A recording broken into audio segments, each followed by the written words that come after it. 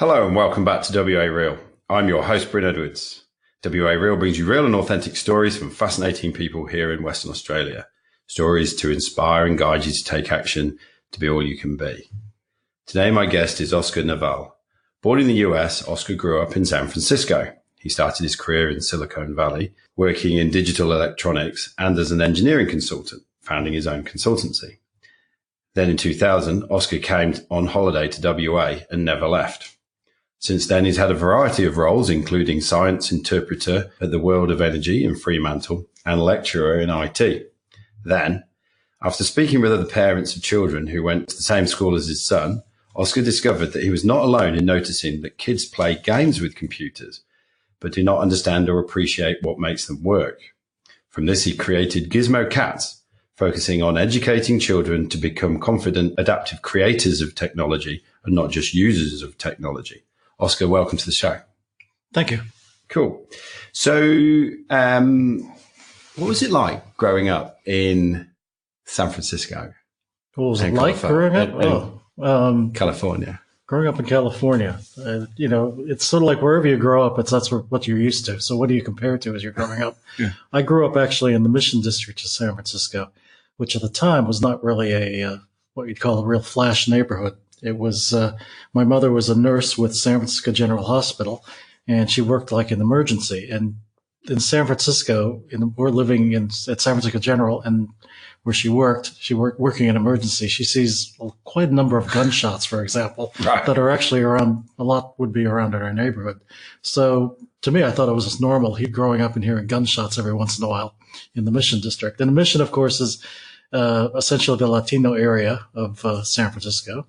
I grew up essentially like middle class, but my wife, ooh, well, Freudian slip. At the time, my mother was working at, with the San Francisco General and doing all those things. And growing up there was, having to deal with at the time, a lot of changes going on because it was already in the 1970s. Late 60s, early 70s, and things were changing. Technology, this is before personal computers were around. And education at the time in us was pretty much what it's always been for years and years and years. And it was nice. What I do notice living here in WA, it reminds me a bit of California because of especially the weather patterns being on the west coast of Australia. So, yeah. So did you know much about Australia when you were growing up? Actually, no, not at all. I mean, other than what you learn in school, that it's another, at the time they said it's one of the continents in the world. And that's a continent, that's a country at the same time. And that was about all I remember when I was growing up in primary school, elementary school in the US. So. So how did you end up here? How did I end up here? And how did you pick WA as a holiday destination? There's a lot of little steps along the way, or a lot of different steps along the way. One was the fact that I was working and living in Silicon Valley in San Jose, Cupertino area. I had actually lived, and one of my jobs was actually working as a consultant with Apple Computer at the time. I was living in Cupertino because I literally could walk to the Apple campus at the time. But that was around the time after Steve Jobs was fired. Right. And everyone was saying, oh, Apple, it'll never be a company that's going anywhere else. It's a terrible company to work for. And of course, now we know it's one of the most most profitable companies in the world. Anyway, the steps were actually getting burned out as an engineer because it's very. And one of the first things I remember coming to Australia, everyone says all these full-on Americans, and I had to learn what you meant by full-on. And as a full-on American, I realized it's one of the things I was leaving back in the U.S. It was a lot of, it was normal to work 24/7. It's just, especially out of Silicon Valley, a lot of startup companies, a lot of people working just all the time. It was just the normal thing to do. And, you hear about these other countries where you actually got more than 2 weeks holiday every year. I thought, oh, wow, that's great. You get more than 2 weeks off a year. You do it for paid holiday, paid vacation. Anyway, long story short, got burned out a bit from Silicon Valley. Started looking at other things, started to, I guess, find my path, Way of the Peaceful Warrior. I remember reading Dan Millman and all those sorts of things and trying to find who I was at the time. Traveled around quite a bit. I started, growing up, and then did the full thing you should do: go to school, go to university, go to college, go to university, and study to do your work and get a job and do that. But I never traveled. I never even took a year off like a lot of some kids did. They get their Ural pass and go all over Europe and that sort of thing. I never did that. I just went straight into the workforce. So pretty much I got burned out. I ended up getting interested in scuba diving. I ended up scuba diving in Florida, became a scuba instructor, a PADI scuba instructor, and basically was diving. And I worked and then I ended up living in Hawaii for a bit, scuba diving instructor.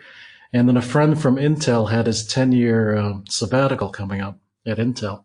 And, if you work 10 years at Intel, basically you got 3 months off, totally paid. You could do whatever you want. Mm-hmm. So I said, let's go somewhere. And I was living in Hawaii. He calls me up and says, let's go scuba diving. And he said, where? And I said, let's go to the Barrier Reef in Australia. And I thought, great. Seems like a pretty fun thing to do. So we went scuba diving in the Barrier Reef. Long story short, I was on the East Coast. I spent my first in year 1999 to 2000, the millennium, in Byron Bay. And I was actually helping out in the Byron Bay parade. I helped them do all the electrical wiring for all their little costumes, but it rained a bit that evening. I ended up running some of the theatrical lights. And so at midnight of the millennium turned, I was up on the top of this tower and could see all the stages around me. I could look down the beach and see all these people jumping in the water and turn to midnight. So that was pretty cool. Anyway, long story short, ended up coming to WA and ended up meeting my wife here. And when did I first meet her? Actually, it was January of 2000 when I first met her, and we got to know each other. And that's how I ended up here. And ended up getting married in 2003. Having our only child, our son, Mike, in 2005. So superb. And never had the desire to go back, or happy here? Well, it's a mixed thing. It's like certain things I miss, certain things I'd like to go back and see again. I mean, currently I think of like a lot of the opportunities, the economy now in WA is not as strong as it used to be and it's all tied to mining. Everything's some sort of relation to mining. If you look at all the career statistics in WA, there's mining, there's healthcare, there is education, and the government related types of careers. But thinking about the things I miss in the U.S. is, a good Mexican restaurant. I can't get good because growing up in California, it's, and especially growing up in the Mission District, I was very used to having really good Mexican food, which I can't seem to get here. Right. So obviously from the introduction, science, technology, engineering, and maths, that's a big part of your story. Where does that come from in your journey? How did I really get involved with that? Yeah. I mean, growing up, my brother became an electrical engineer. Essentially, I probably followed his lead, and he became an engineer. And he, first worked at Lockheed in Silicon Valley, and then later on, when I went to school, and then I went to San Francisco State University, studying engineering technology. And at the time, there wasn't a computer science department. It was just a little side thing off of the mathematics, School of Science, School of Mathematics, I believe it was. And so there was no real computer science at the time in terms of real, at least at San Francisco State University at the time.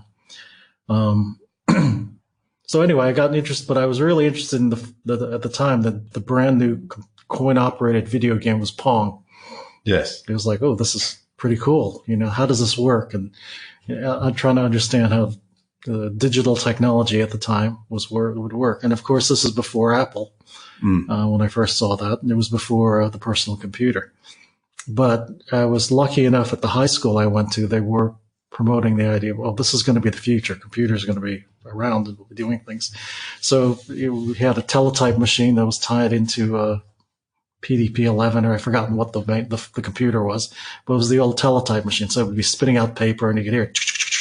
Yeah. typewriter, typing away, and you'd type in basic programs. And that was the first thing I learned was doing that. So that's how I got interested in that. And then, of course, my brother became an electrical engineer, and I started getting interested in also not only the programming aspect, but what's making this programming stuff work. So what's the hardware behind it? Mm. Yeah, so can you tell me a bit more about Gizmo Cats? What it is, what it does, what it's focused on? Yeah, I think it's the journey has been a long, changing journey because I've done different things in my life, different careers and that. And Gizmo Cats I just started last year. Basically, at the third term in July, there was the school holidays programs I started doing. And I started doing it because I started literally I was sitting around, I think, at the Sail and Anchor at Fremantle with a bunch of other fathers who my son went to school with in primary school. And of course, their kids went off to different schools, the size of mine, to go to a high school. And we were just chatting about the fact that our kids are, playing games all the time. They're always trying to get them off the computer, trying to get them off the iPads, trying to get them off playing computer games. It's like, well, why don't you do something and interact? And I'm a big advocate about, that computer time is not something that's, even though I'm pro on teaching technology, I think there needs to be a real balance and getting the kids to do other things. So anyway, what we've noticed, they sit there as users, but they didn't know anything about how the computer worked, how the actual technology worked, what's the programming behind it, all those things about the physical aspects of the computer to the logical computing programming procedures that are programmed inside these computers.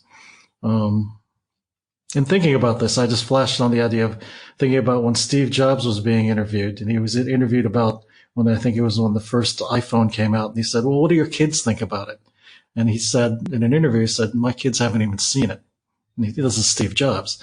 And the fact was he limited the kids' time on the computer. And I thought to myself, that's really good. The fact, here's a guy, head of, one of the biggest technology companies in the world, and yet he had limited time that he had his kids because he wanted them to go out there and dig holes in the backyard and climb the trees and do other things. So I'm an advocate of the fact that there needs to be a balance in that. That said, there's also the fact that, from talking to the parents and talking to other friends and things, that our kids don't know how these things work. When we were growing up, and especially like for me, technology, I mentioned my brother became an engineer. One of the things we used to do, we used to go through the rubbish bins behind the old TV repair shops just to take all the junk to see what these things were and to try to, what can we use them for? What can we do? And just cut them up. And, what kids do, at least when I was growing up, kids used to do is take stuff apart and try to put them back together again. Things that worked or things that were broken, it doesn't matter. You just take it apart and put it back together. And I think there's been a loss with this, at least I see with our generation of kids that are growing up. They don't have that kind of hands-on sorts of things. They're great at users of the technology, but they're not really digging and asking the questions, why does this work? Why does this do this, what it does? That sort of thing. So what would a typical course or session look like? Well, one of the gizmos I started off with doing, of course, is using a Raspberry Pi computer. Of course, this is audio and no one can see it, but I brought one of them. But anyone can Google raspberrypi.org, and you'll see it's actually out of the UK. It's the #1 top-selling computer of all times from the UK, ever. And the reason it was, they originally thought, they'd make about 2,000 of them and they'll sell it for education. The whole reason it was developed was for educating kids and getting people interested in learning more about the physical aspects of computing. Now, when I say physical computing, I need to define that as the fact that it's not just writing programs and making things move behind it, but learning how does it interface to the real world? Like, how do the buttons and lights work? How does it actually control it? So you see the screen and you may write a program and it could make games. Well, what if you wanted to interface to your garage door, interface to the house, or the Internet of Things, or anything else that are outside of the computer? How does that all connect? And that's one of the things with the Raspberry Pi computer, was that it was allowed people, because it is a full-blown computer. There's a complete Linux-based operating system on it, and it allows you then to program and wire in things in and out of the board directly. Right. So they could, again, for kids especially, just the fact that you can complete a circuit. And, I saw it from doing this class. One of the things I first do is first see what they know in programming, because it's the easy part of at least something on the screen. Later sessions of the class would actually then say, well, what is electricity? What is a complete circuit? And then I'd talk to the kids about, for example, one of the things I always throw out is, have you ever played the time zone in a race car? And those little race car games, what do they call those things? They're race car circuits. And the fact that it's a complete circle and how it actually flows all the way around. So I'm trying to get them involved with how electronics work, with things that they can relate to. So, complete a circuit with your race car in time zone. Well, you could do the same thing with a little light or something. You can wire it in, and the other analogy, of course, is water. It's a flow of water. What do you call a stream when it's moving? It's a current. Well, that's what the term they use for electricity, because it's actually the same thing. It's the movement of water. Well, it's the movement of electricity or electrons, in this case down a wire rather than water down a creek. So, I try to relate it to the real world, and then have the kids then wire things together and make a light go on, a little LED light go on.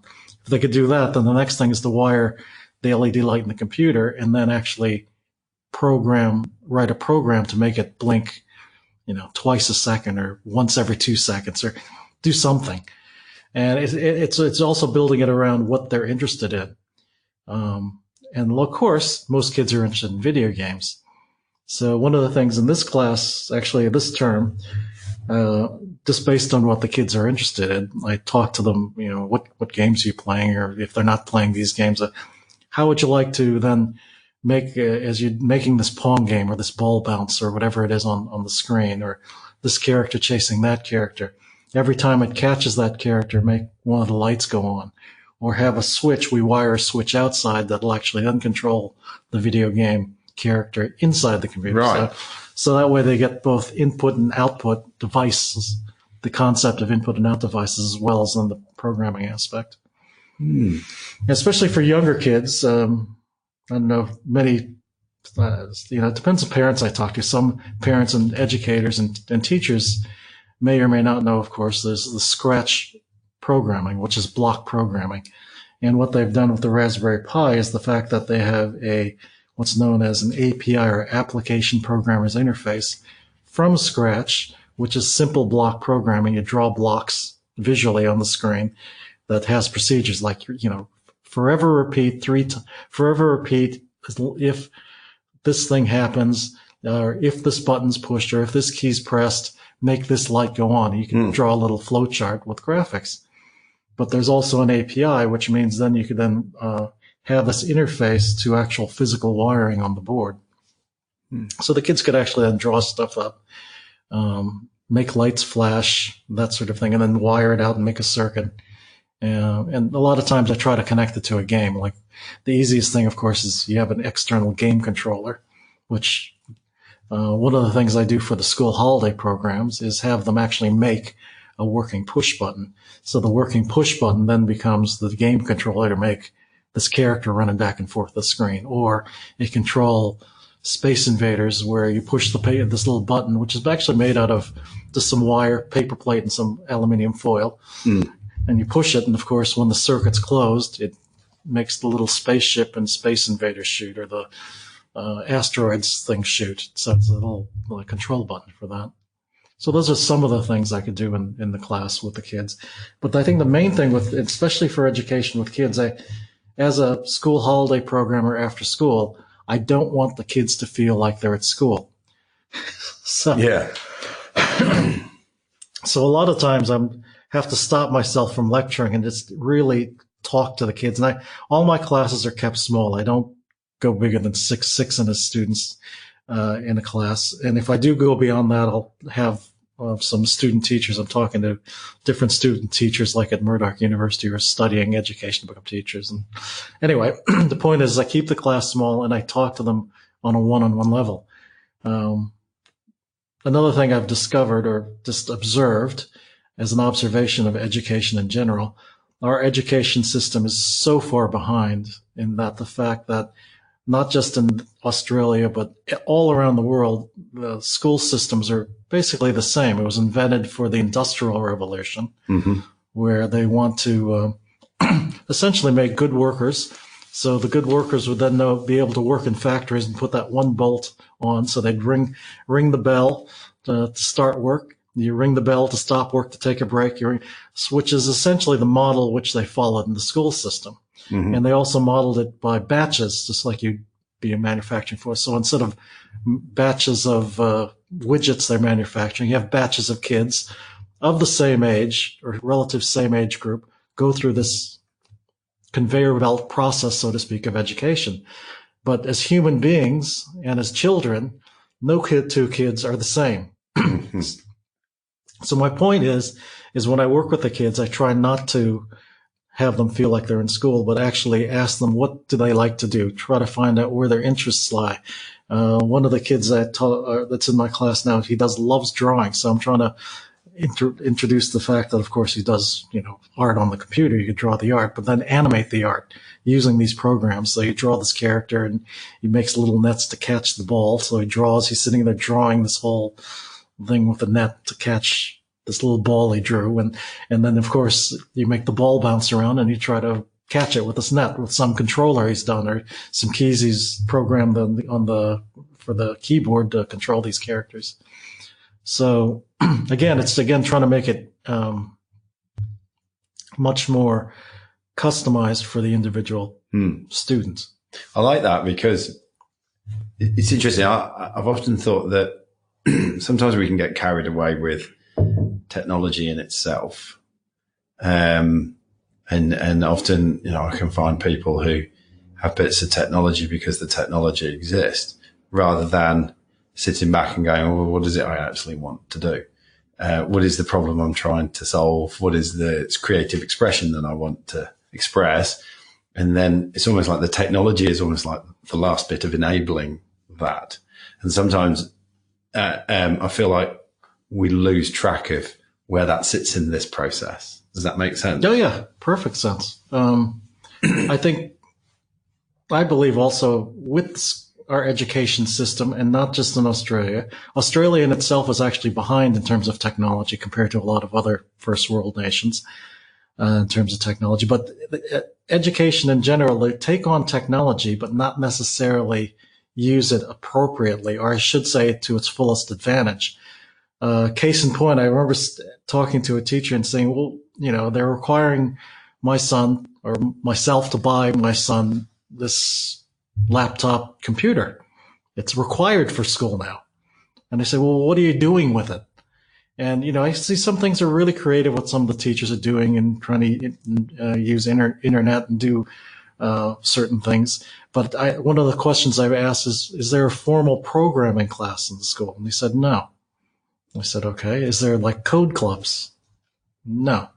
And this is not, I don't want to name schools, but I've asked several parents this, and there's different levels. Some schools are a little further ahead than others.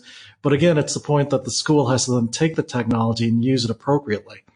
So getting back to the idea of having to have the student or my son, in this case, own this tablet, this Surface Pro laptop, I'm thinking, well, what are you using it for? Well, they're writing reports or they're drawing things with it. And I started thinking to myself, for that part of it, why spend $1,500, over $1,000 for this tablet where I could give you a package of a biro for a couple bucks with some colored pens and paper.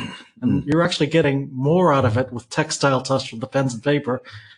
And it's only costing me $10 versus over $1,500 for this piece of technology. So and I understand, when I sit back, I think of that as a parent. I'm thinking, why am I spending this $1,500 rather than have them just have a couple colored pens and paper? I think, okay, well, the point of technology today is where we are is the teachers still have to now substitute what they're doing before. So they're the process of substituting the technology into what needs to be done with what they're doing in the classroom. Which is not really bumping it on like you suggested earlier on, is it? No.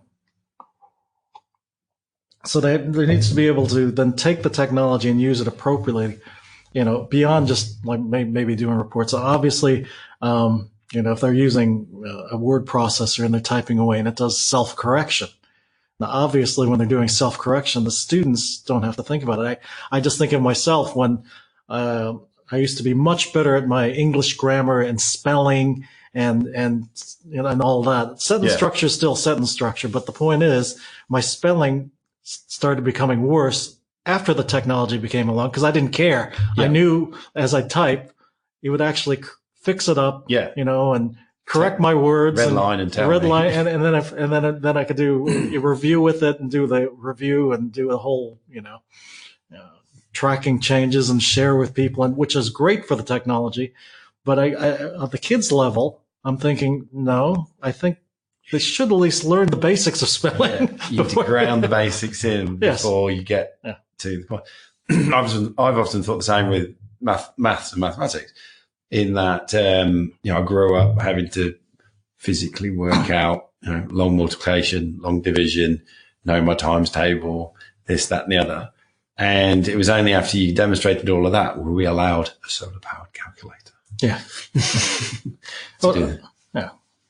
And that's where I'm surprised. Like some of the kids I talk to, I ask them, what are you learning in school now? And some of them aren't even learning some of these basic things, or they are, at least from what they tell me, they've not learned, these things about, they understand the basics, numerics, obviously, they how to count and that sort of thing. But I'm seeing it's now learning to apply, like the use of angles, for example, or the use of some geometry. And that's necessary in a video game. If I talk to a kid who, wants to make this character, and I said, oh, this control, I make the character and he's moving back and forth left and right across the screen. And I want him now to bounce off it, go up in this direction, this other direction. And I say, well, you have to know that's a different angle. And then I have to then explain what an angle is. So the student or this child would then say, well, what is an angle? Can you show me how to make these angles work? So now they're applying it. If you think in school, how many teachers are asked, or a maths teacher is asked, please, sir, can you teach me what an angle is? Mm.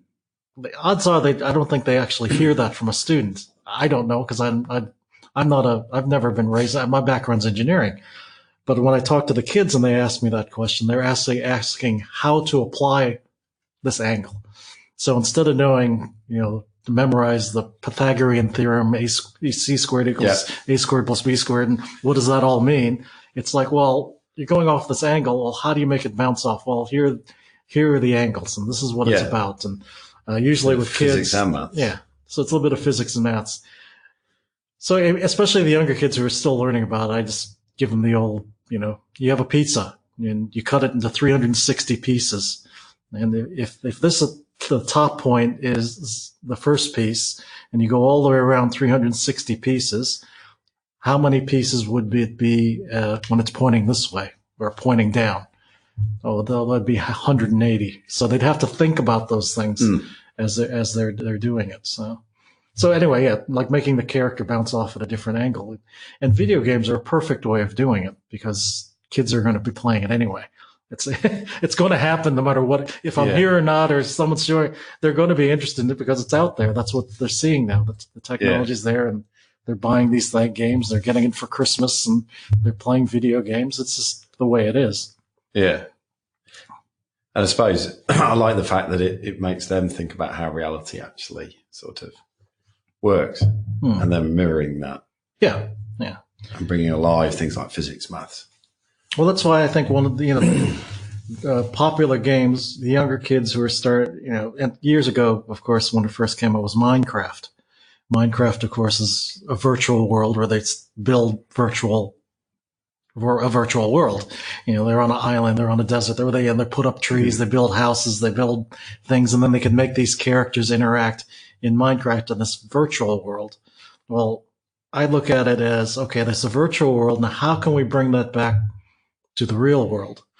So even when I was explaining how to program, now this is when we were growing up in maths, you had to learn the Cartesian coordinate system.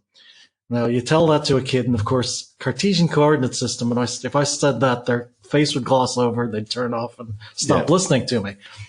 But if I pull out my Minecraft sword and I say, okay, here's Steve, who's the Minecraft character, and Steve's going to walk 3 paces this way, 2 paces to the right, and he has to climb up this ladder 10 paces or 10 blocks. What would that be from where he started?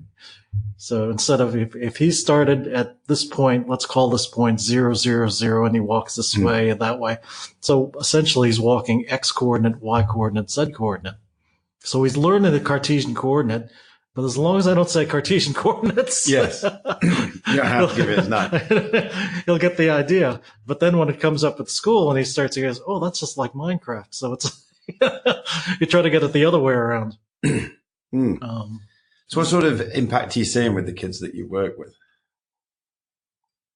The impact I see with the kids, I see a lot of them. Again, every kid's different. So some come in and they've done some programming. They might have done some Scratch in school. They might have been some sort of part of like Code Club Australia or Coder Dojo, which are free things that I could tell you right now.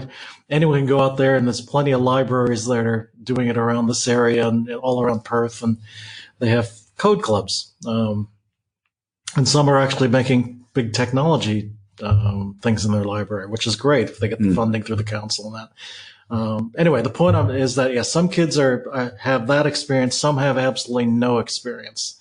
So the impact I see is they have actually either gotten more interest to move forward from where they are to another level of, oh, I could see how to apply this, or, oh, this was fun. And that's one of the things I always ask after class, did you have fun? And then I say, well, what was fun about it? And this is where I find out what they've learned.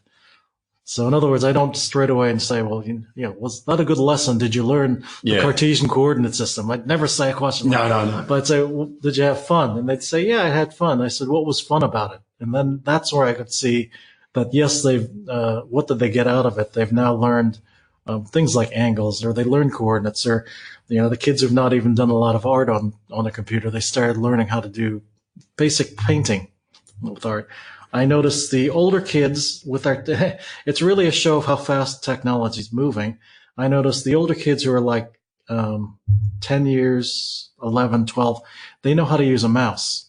But I've noticed the 7, 8-year-olds have never even touched a mouse, and I have to explain how a mouse works and how you move this little device around them. Because we're moving to touchscreens. Yeah, because they're moving to touch screens.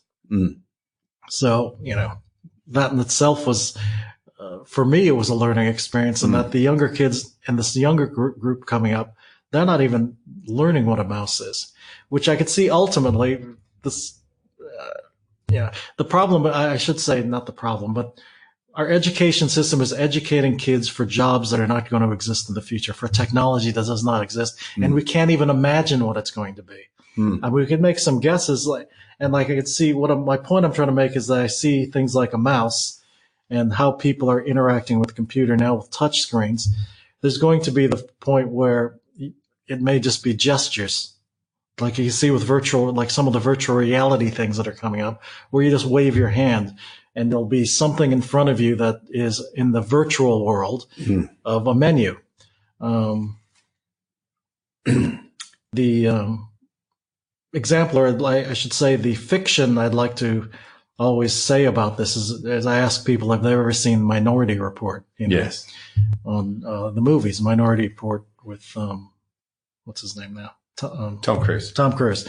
And he's played the Minority Report. And of course, he's sitting there, he's waving his hands. He never touches anything. And he's moving windows around in the screen that's almost invisible in front of him. They show that technology, but that technology actually exists today. So it just hasn't been mainstreamed yet. But I could see that may be the way we're going to go with we're going to do our controls. Why have a mouse? Why have a touch screen? Why don't you just wave your hands around or make gestures with your hands? And of course, there's vocal interfaces as well. You have that with Alexa and Siri and that sort of thing already now. So between those two things, we may not even. I could see ultimately the mouse is going to be disappeared from a computer.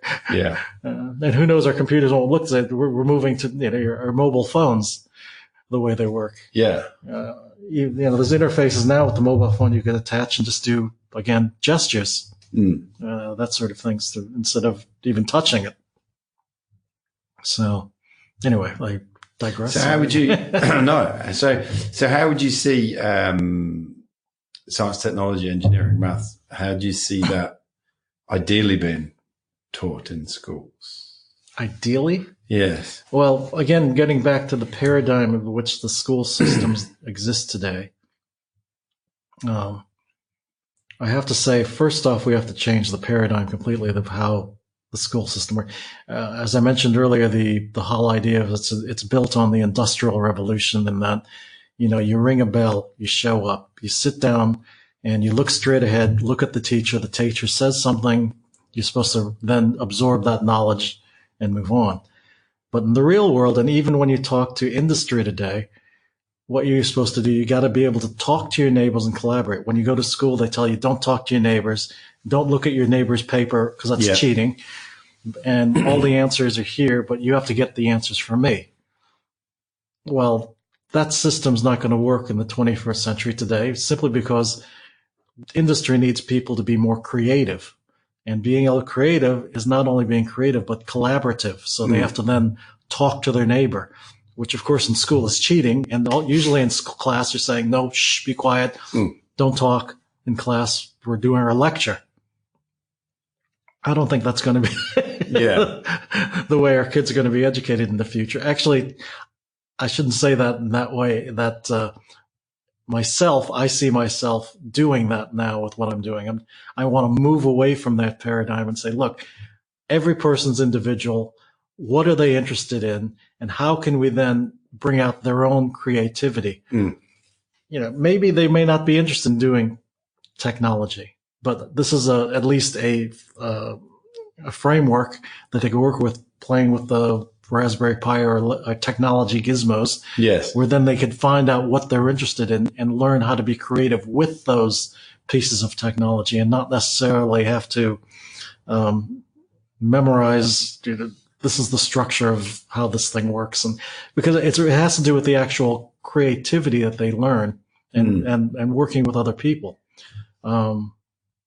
Which brings us to the other point of technology. A lot of times we're in the most connected places we've ever been in terms of technology, where we could talk to 5 people at once in 5 different continents at any one time, yet we don't talk to each other as much as we used to. Carry on a conversation like this. I'm just sitting here with you having a conversation. It's like, exactly. How long have when have I had a conversation like this in a while? It's a sort of thing where people are used to just getting out and writing an email, writing their little text messages, doing that sort of thing. But being able to sit down with someone and collaborate, that's a skill that has to be done, or is necessary now in jobs of the future, in the careers of the future. We don't want factory workers anymore. We don't want to be able to just ring a bell. They come in, punch a card. Yes, I'm here. Yes, I'm going to put this one chunk, do this one thing over and over again, repetitive job. But our education system's set up like that. It's set up where we say, okay, this is a math class. We're not going to talk about English. We're not going to talk about history. We're not going to talk about social science or politics. We're going to do math. Well, what is the context of doing math, or the context of doing writing in the real world? How do things actually connect, and how do we converse with one another? How does this all connect? It's tricky because I went I went away to school in England, and I just sort of immersed myself in my lessons and what have you, because I basically lived at school, but at a boarding school. So I immersed myself in physics and chemistry and maths and English and stuff. And there's part of me that always gets irked a bit when we talk about education being almost like the preparing ground for going to work, as if we are being processed almost like battery hens. Yeah. And where is the true education to educate a child to expand their mind and be creative, yet also collaborate and talk and deal with a whole lot of other things that go along. Yeah. Well, I think that's really true, in that when we were growing up, earlier, before the millennials, the whole thing was you go to school, you get a diploma, you will get a job. Mm-hmm. It was just accepted. Well, if you didn't want to get a university degree, well, you could still work a vocation. You get a vocational job. Yeah. You could get some work and do vocational job. If you want to then get, guaranteed a job, well, you get a degree in something. Yeah. And you're guaranteed a job. There are college graduates today, university graduates today, who are still living at home. Mm-hmm. And they may have studied something. It doesn't matter what their degree in. Riddled with debt. Riddled with debt from the getting loans to go to university, but they can't get a job in what they've been educated for. And that's the thing about our education. I feel with the education system is we need to prepare, especially our kids. And I think of my son and where things are going to be. I don't know, and no one really can truly predict. Yes, this is going to happen this year. This is going to happen this year. These things will be invented at this point, so we're going to change. There are so many disruptive technologies that are occurring and rapidly that things are not going to be the same that we might expect now. It's like, I don't know what the latest statistic is, what the average person has like 7 different careers now. And I think the latest one is the projection is, this next generation, they're going to have like 16 different careers. Don't quote me on the numbers. I don't know. But the point is that you have to be prepared to learn how to learn to move forward. If you just been locked in to learn one vocation or one thing and not have the creativity to think outside of the box, you will then be in trouble. You'll be I just think of these people who are, the biggest thing I'm wondering, society will always be holding back the technology for things that are very disruptive. And the one I'm thinking of right now is drivers.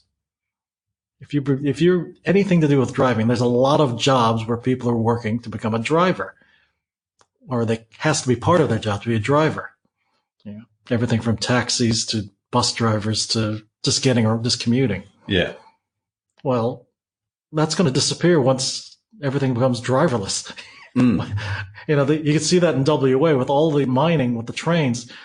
There's no one sitting on that train pulling those billions of dollars worth of resources on this train track. There's someone in Perth doing remote control to bring this train down, or doing this remote control to run this mining operation. Yes. There's very few people down in a mine now digging with an axe. And actually, there's probably no one digging with an axe and shovel anymore. Pick and shovel into a mine. It's all done by some remote controlled robotic device.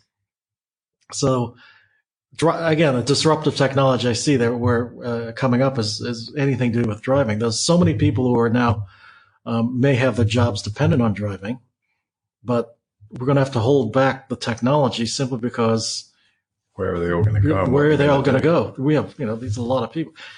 And when I say disruptive technology, you just think of something like the communications industry, Telstra and in the U.S., AT&T and all these phone companies. It was I remember reading or seeing the statistics at the time. There was that industry was like $37 billion. And then this free thing came along called Skype. Yes. And Skype disrupted that $37 billion industry down to a $2 billion industry. So where did that difference of $35 billion go?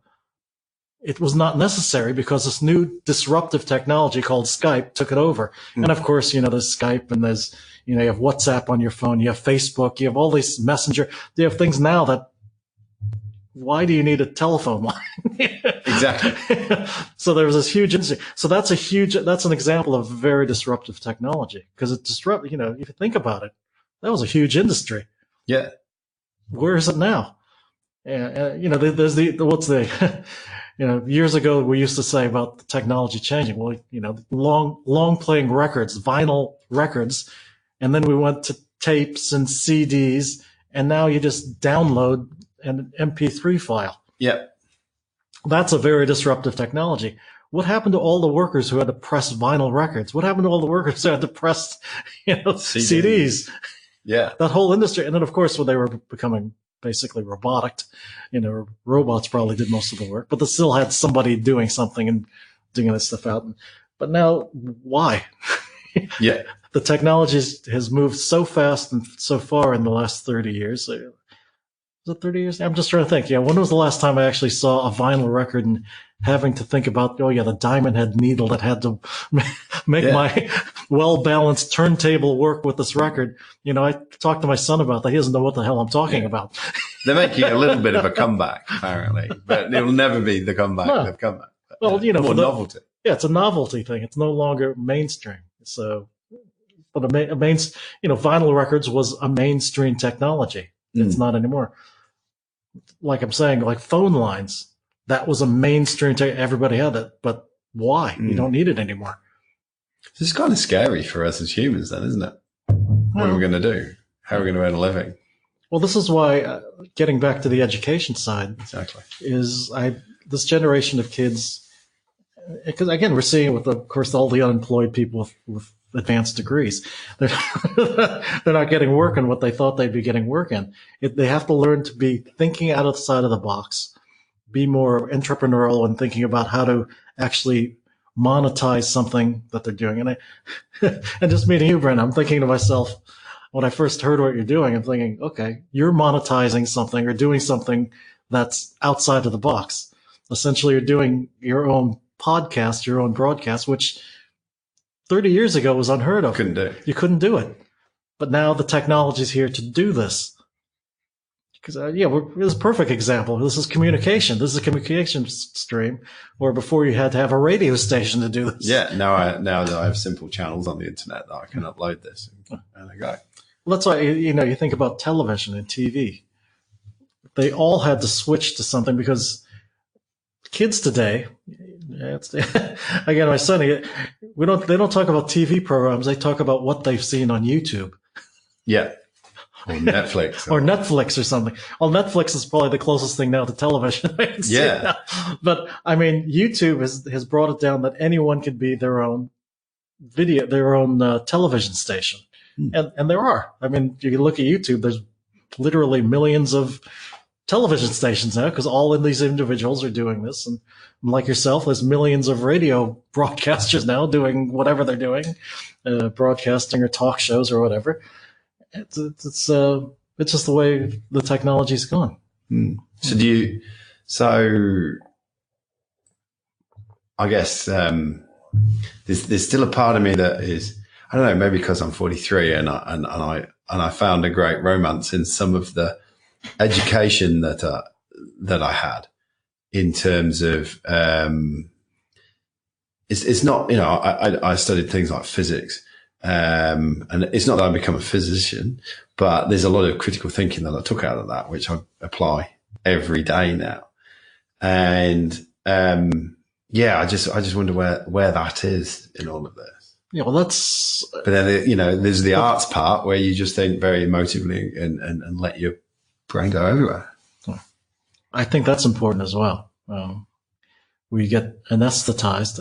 If you think about being anesthetized with the way things work versus the aesthetic part of it is doing the arts and doing this. And what you're talking about, the critical thinking and creative thinking comes out of when you're going to school, you really got into like physics and maths and English and history or whatever. But then you start thinking about how you could actually create something out of it. But today the kids, they're brought up with YouTube and mobile phones and apps. Again, that's not going to go away. Yeah. So we can't go back. We can't turn the clock back. If this is the way it is, how can we move forward with the way the technology is? I think that's important that they do things like they learn how to be creative. Even the kids, I don't think every one of the kids I do with Gizmo Cats is going to become an engineer or become an electronics engineer or programmer. That's not the point. The point is they learn, whether they are interested in that too, but they learn things like skills of creative thinking. I think they should learn things of collaborating with the other kids. Like it's funny, sometimes I have to tell the kids to talk to each other. They're sitting there and they're trying to just focus on the screens. Stop looking at the screens. Why don't you share what you're doing? And part of what I do is at the end of the after school term, I have the kids share what they're doing. And I actually asked the parents to come in so they could actually do a show of what they're doing, so they could present things that they do, so they could learn a little bit more about or experience presentation of something that they made and they could get excited about. And then actually work with each other and do those things. That makes because I really like this focus on creating rather than consuming. It's, you know, too often we end up consuming through technology, just mindless, endless information and et cetera, but to actually create and come outside of that. I mean, technology is neutral. It's what we do as a society. That's where things, you know, you think a lot of people are right now the talk about Facebook. Oh yeah, you know, Cambridge Analytics, it's bad. That's just what they use the technology for. Cool. Yeah, and I see people. I mean, to this day, I always got a kick out of when I used to have to commute to Perth from Fremantle. I'd get on the train, and I'd have my paperback book, paper. Yeah. And I remember looking up and down the train, always looking up and down the train, and seeing everyone with the earphones on, or maybe not earphones, but all of them are looking at a tablet or a screen or their phone. Everyone. I used to get a kick out of that because I'd be, what's wrong with me? I have a paperback book. Yeah. You know, I didn't pull out my phone to do that. I just said, no, that was my personal choice to have the balance. Yeah. But what I did see as a culture, a society, there's a huge number of consumers here. I'm the one out of literally 100 looking down just one train, train car looking up and down. I'm thinking, 100 people. I'm one of the only persons with a paperback book. Yeah. Everyone else has either a Kindle, which is okay. They're reading. They're using a Kindle instead of a book. But they're all either that, or most of them I see are scrolling, or they're doing something. So they're doing Facebook, or they're doing something. So they're using the technology as users, and they're consuming. So I see this huge number. I'm consuming my paperback book. True. But the point is that are you a more mindful consumer? I'd like to think so. In that, I'd like to think I am a little more mindful about it. But I think that's true about our kids too, in that it's good that they learn how to consume, because we can't turn the clock back. No. But I think it's important they learn what's under the hood. And the analogy, of course, again, I see under the hood. When we were growing up, I used to go and open the bonnet, the hood of my car. Yeah. The bonnet. And I used to look inside, and I used to change the spark plugs. I used to change my own oil. I used to, especially when I first got my first car, of course, it was a wreck of a car, and I had to fix it up. I had to get it all tuned. I had to learn about distributor and points, and I had to learn how the car and how the engine actually worked. Yeah. Because if I at least under the basics, so then I could do the maintenance of the car. Because I didn't really have, the money to just buy it and then pay some mechanic to do it. No, I had to do it myself. And most of us, I think in my generation, your generation, probably were doing that. You'd look and see what's under the hood. Tinker with it. And with this technology, people have become consumers because the cost of the technology is cheaper. It wasn't like, a car, you didn't have to learn the maintenance, but it cost a lot of money. Today, electronics are basically cheap, relatively speaking, but you can't really open the hood and see how all the stuff works. Yeah. Getting back to the point. No idea how an iPhone works. But that's the point of what I get into with the kids, is just trying to make them understand, using this little gizmo, this little computer, how it actually works, how the wiring works, what a basic circuit is, so they at least understand some concepts that they could take forward. And again, it's not necessarily become engineers, but then it's critical thinking. Try to be, what was the term you said when I was with my mindful consumer? A mindful consumer. Yeah, I think that's what the point is I'm trying to get across, is that I want us to be mindful consumers of this technology and possibly be creators, and not necessarily creators in electronics and programming, but then take that the step further and be creative in doing their accounting, doing their sociology, doing the politics, doing whatever it is that they decide to do or what they're interested in. And I think there's a lovely bit of listening to you. There's a lovely bit of encouraging the thinking of being almost self-sufficient and self-reliant. Because if you are a mindful consumer of information from a piece of technology, but you also understand how it works, so you can understand I want to do this, or I want to fix this problem. I can bring this tool in to help me. Like my analogy earlier on of we had to learn we had to demonstrate that we knew how to do long multiplication and long division before we were allowed to play with calculators. So, if there isn't a calculator or the phone's not around, I can still add up, multiply, divide in my own head, or with a pen and paper. And I'm completely self-sufficient in that instance. And okay, that's one example, but you blow that out. No, it's a perfect example. And I think that's true about everything. You consume these devices, but not knowing what would happen. It's all the things we take for granted. I just think of my parents. When I was born, my mother and father are relatively old, so they actually were parents of the World War II generation of my parents, and they were parents who went through the Depression. And the things that I took for granted relative to them, they were amazed that why am I taking it? You turn on the faucet, water comes out. We really take that for granted. But when I was growing up, I was taking that for, but they didn't take that for granted. That was, wow, you turn this and hot, not just water comes out, you get hot or cold water coming out. Yeah. Well, I interviewed, in an earlier episode, I interviewed Richard Wally, who is an Aboriginal elder. He didn't live in a house till he was 16. And I said, you come in and you can switch on and it gets warm and there's cold food and there's... There's all these things we just take for granted. And this generation of kids not only take that for granted, there's a whole new level of things to take for granted. Using the example of just learning basic math. You take for granted, I take for granted most people should be able to multiply some numbers and figure everything. But finding out some of these kids I speak to, they can't do it. They do it for school, so they memorize it to pass the test, but then they forget about it, which is true about most things with school. You learn up to the point where you could pass the test, because our schools are set up to learn to pass these standardized tests. Which is my other criticism of the current education system. Is that you talk to these kids, yes, they've studied and they did all these things to pass the test. But then after the test is over, you ask them, what did you really learn? Or what did you do with this information? What are you going to do with this information? Actually, I think there was another thing I read. I think they took all these graduates who passed the SATs in the US, which is equivalent to the ATARs, I think, in Australia. And they passed the tests. And, or they passed their standardized tests. They graduated from high school, whatever it was. I've forgotten exactly. But they passed, with B's, A's, B's. It's a really good school, and they got A's and B's.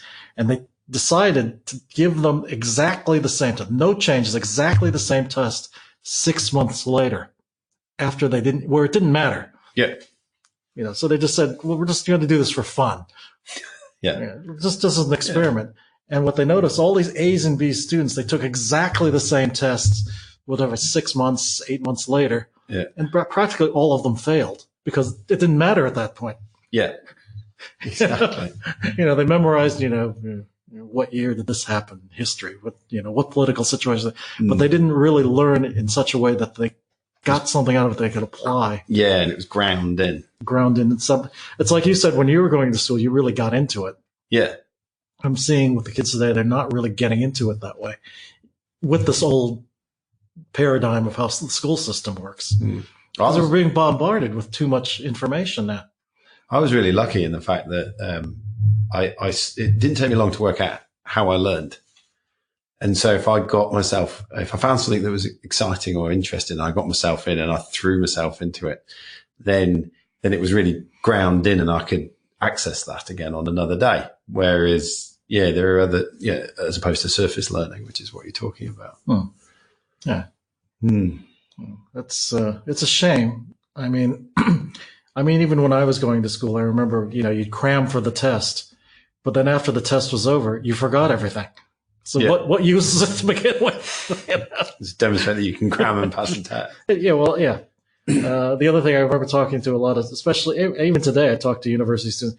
Yes, if you get to know what the professor likes to hear when you write the essay, let's say it's, it's not math, something that's hard black and white science or something, something that's esoteric. Well, if you learn what the person likes, which is actually a good skill in itself of learning, Yeah. find out what this person wants, because that's really like learning what the customer wants in a marketing sense. Exactly. Yeah. But the point is that you learned about how to actually pass the test, how to get around, work the system to get that A or whatever, to get that diploma, get that piece of paper. But how does it actually apply in the real world? You're just basically learning how to pass the test. Yes. How to do what the instructor wanted you to know to please the instructor. Absolutely. What have you learned about yourself with your journey with Gizmo Cats and going into this? What did I learn? I think I'm learning. I'm over 50, and I'm at the age where I'm learning. In my life, I've done all the good things. And maybe that's why I rail against sometimes I talk about education, was I've done what I was told to do. Go to school, get this piece of paper, do this. And even coming to Australia, I've noticed, to get the job, you had to have the cert something. I was a TAFE teacher. I got the cert for in workplace and, training and assessment. And I did a whole thing so I could be a TAFE teacher. But I noticed that you get these certificates to do certain things, and you have to get this piece of paper to do something. But is it really true to myself? So what I'm in my journey of doing this is trying to find what's true for me. And when I say that, this is what I try to find, or when I think of the kids I work with, is what's true for them. It's not my truth, it's their truth. So what's in your truth? And when I say what my truth is in the discovery, and it's an ongoing journey. It's not like nothing to me in my mind is ever set in, things keep moving. And especially with technology today, things are going to keep moving.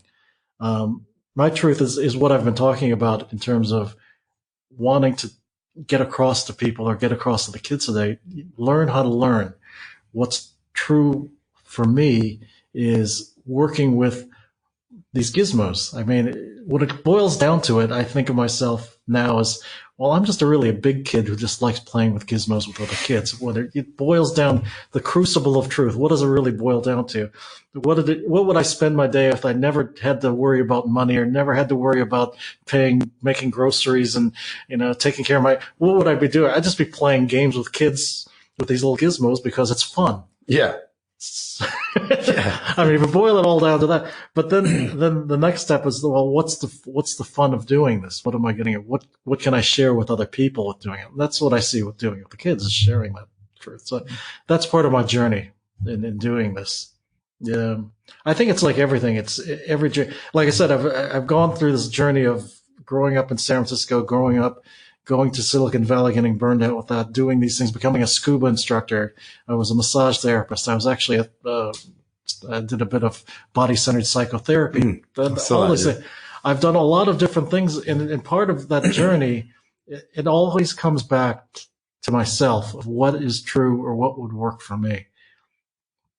And I think there's a lot of people, I believe, again, this is my reality of how I see the world, I believe that there's a lot of people who just do what they're told to do, and they end up following a course, but not necessarily their own truth of where they want to be. I think that's the interesting thing about life, is the fact that it's a journey where you're going to have to learn things. You try things out and experiment and play. And it's a reflection of what I do with kids. I think, well, it's just all about play. Like you said, they like playing video games. Well, yeah. What's the interest in the video games? What's the step?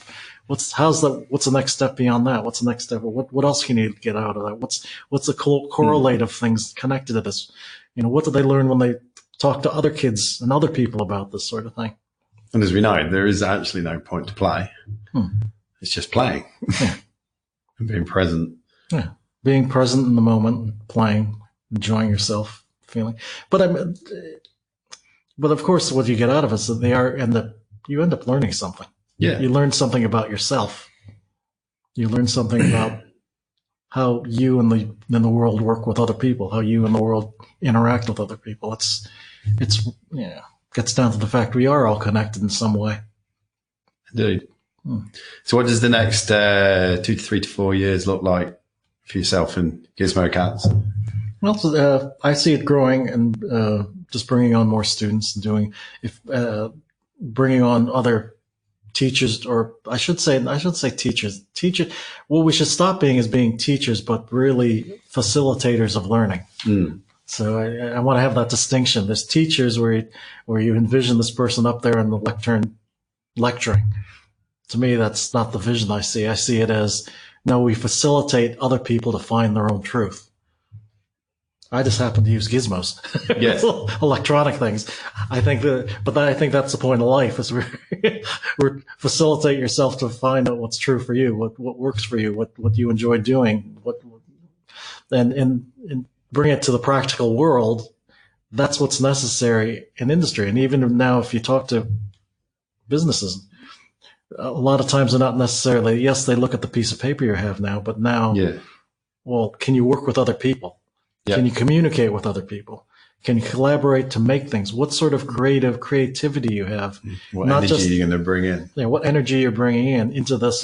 Not necessarily creating some technological device, but it could be how creative you are in the writing you're doing, and how creative in whatever widgets or whatever the company's selling or building or making or service. What are you bringing to the service industry? It's more than just being able to have that piece of paper that say, yes, I learned how to pass a test. Yeah. Because that's, again, what our education system is built on, is passing some standardized test or just tests in general, which may or may not necessarily have to do with something you're going to predicate your future. So, especially today, in today's future, because we don't know what technology is going to be. There's going to be some other disruptive technology.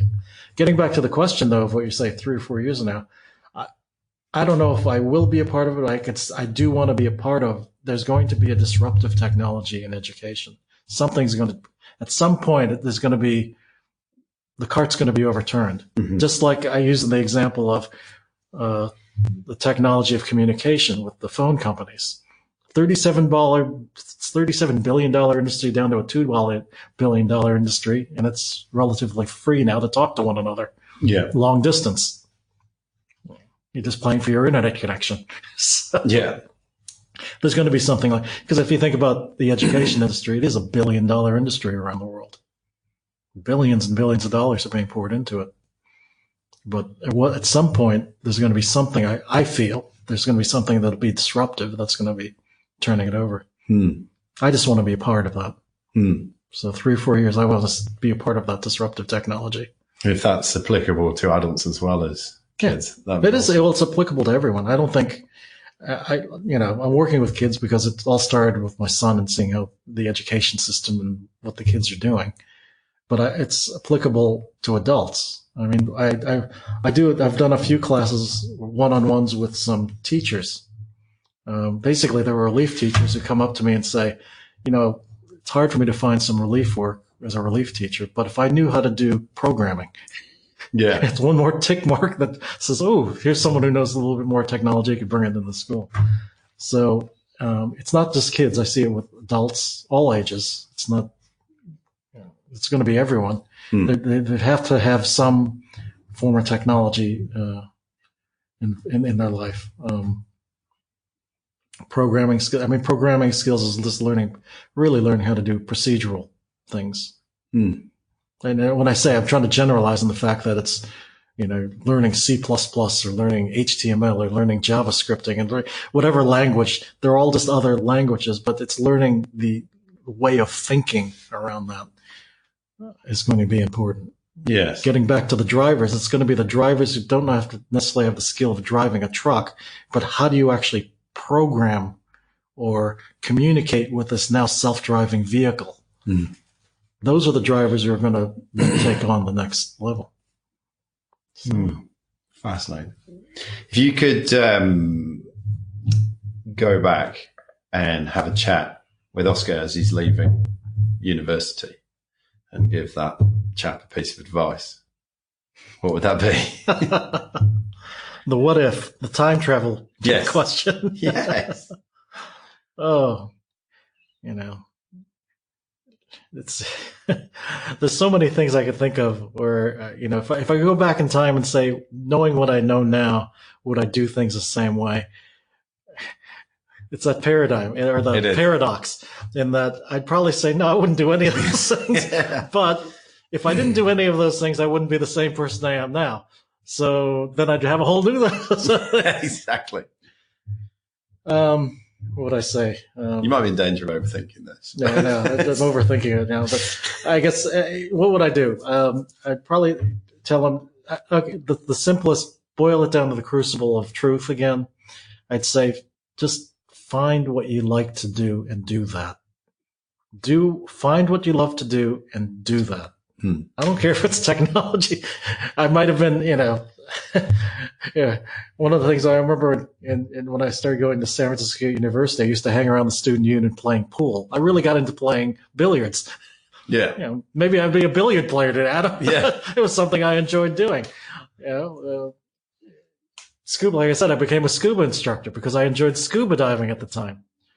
That doesn't necessarily mean I was going to do that for the rest of my life. And I did work as a scuba instructor in Hawaii for a while, but it was something I enjoyed. So I would probably tell myself, find what you love to do and just do that. Find your truth and follow that truth. So yeah, that's what I'd tell myself. If I could go back to myself starting university, just find your truth, what you want to find where you are. I think that's the most important thing. And probably the most important thing I'd like to impart to my son and my kids, everyone, is just find your truth. Find what's good for you and follow that. Superb. Oscar, it's been an absolute pleasure talking to you today. If anyone's listening and wants to come and find you, how can they get in touch? Well, Facebook, just Facebook Gizmo Cats. That's where I actually keep posting all the pictures of my classes and things. So that's the current album. I have my website, gizmocats.com, which of course points to all the different events or different classes. Mm-hmm. Points to Facebook. And that's usually where a lot of stuff I noticed with parents. A lot of the parents are finding out about me. Because one of the things that I do ask the parents straight away is, how did you hear about me? They're finding me through Fremantle's story because I do a lot of my work in Fremantle out of the Think Lab in Fremantle. And so, yes, gizmocats.com and Facebook, Gizmo Cats. Instagram, it's gizmo.cats. Gizmo.cats. Someone actually had Gizmo Cats. Right. But even if you did that, you'd find me because I think a few of my pictures ended up in there as well on Instagram. So, yeah, Facebook, Gizmo Cats. Super. Yeah. Oscar, thank you very much for your time today. I've thoroughly enjoyed it. Yeah, you're very welcome. Thank you.